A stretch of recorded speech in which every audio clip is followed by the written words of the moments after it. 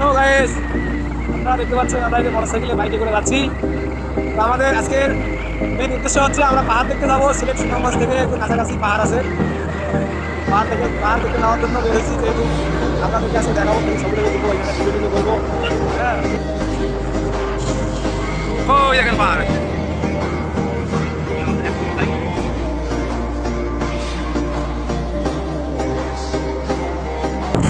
আমরা গ্রামের মেঠো পথ পাড়ি দিয়ে যাচ্ছি পাহাড়ের দিকে।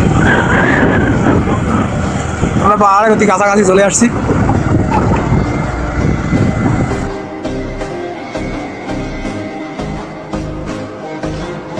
হ্যালো বন্ধুরা, আপনারা দেখতে পাচ্ছেন আমরা পাহাড় দেখতে আসছিলাম আজকে। এই জায়গায় উঠবো, আমরা এই জায়গায় উঠবো, আরও অন্যান্য জায়গা দেখাবো আপনাদের, সমস্যা নেই। আগে এখানে উঠবো, আপনাদের দেখাই। রাসেল ভাই তাহলে উপরে উঠা যাক, চলেন চলেন, আপনি সামনে চলেন।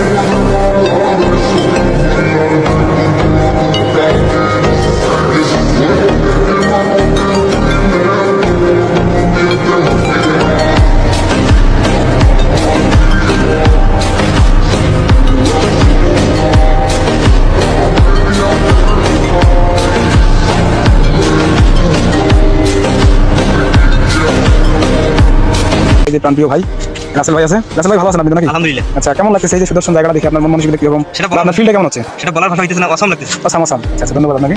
আমাদের সাথে আমাদের এই এখানকার আরো এক ভাই আছে। কি নাম আপনার ভাই? রনি। রনি ভাই। যাই হোক, আমি রনি ভাইয়ের গাড়িতে আমরা আসছি। হ্যাঁ, আমার বাড়ি এখানেই, সুনামগঞ্জেই। ভিউয়ার্স, এই ছিল আমাদের এখানকার ঘোরা। আমরা এখান থেকে এখন নেমে চলে যাবো এইদিকে, ওই গাড়ির কাছে থেকে আমরা চলে যাবো একটা জায়গায় ঘোরা হলো। ভিউয়ার্স, এই ছিল আমাদের ঘোরাঘুরি আজকে। চলে যাবো, দেখতে থাকেন এরপর কোথায় ঘুরতে যাই, কোথায় সব দেখতে পাবেন।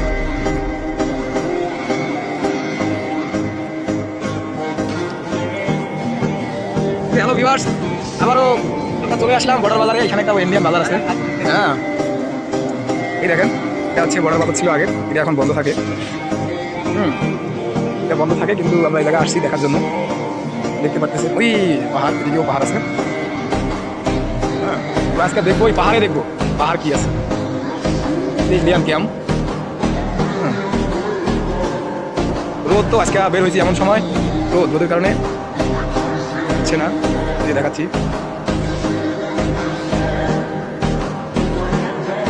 হ্যালো ভিউয়ার্স, সিলেট সুনামগঞ্জ বাজার পার হয়ে আমরা আসলাম স্বাধীনতা সংগ্রামে শহীদদের স্মরণে সৌজন্যে মুক্তিযোদ্ধা সম্মেলনী সেক্টর 5। এখানে অনেক মুক্তিযোদ্ধার কবরবাসী যারা কবর দিয়েছেন, এখানে যাদের মাজার আছে, যাকে যারা মাজার বলে, এখানে অনেক মুক্তিযোদ্ধারা শহীদ হয়ে শুয়ে আছেন। আপনাদের দেখানোর চেষ্টা করতেছি। দেখেন, এগুলো সব কত মানুষ রক্ত দিয়ে দেশকে স্বাধীন করেছে। আমরা তো স্বাধীন বাংলায় স্বাধীনভাবে ঘুরতেছি জন্মের পর থেকে। স্বাধীনতা পেতে গিয়ে কত কষ্ট করেছে কত মানুষ, কত মা বোনের ইজ্জত গিয়েছে। আর আমরা এই স্বাধীন দেশে